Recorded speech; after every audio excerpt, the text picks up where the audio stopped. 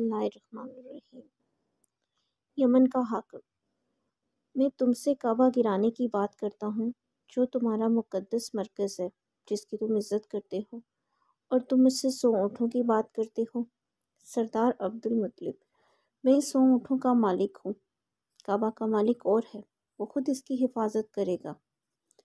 خالد: کیا پھر مکہ والوں نے اس سے جنگ کی؟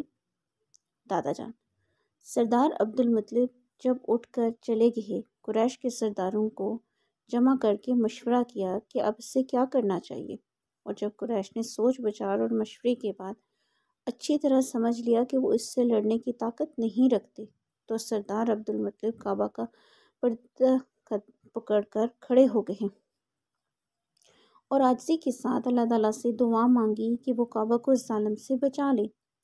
سردار کی دعا: اے اللہ، بندہ اپنی جگہ کی حفاظت کرتا ہے تو تم بھی اپنی جگہ کی حفاظت کرنا۔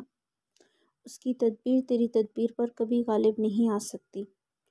اگر تو اس کی اجازت دینے والا ہے کہ یہ ہمارے کعبہ کو نقصان پہنچائیں تو جو چاہ کر۔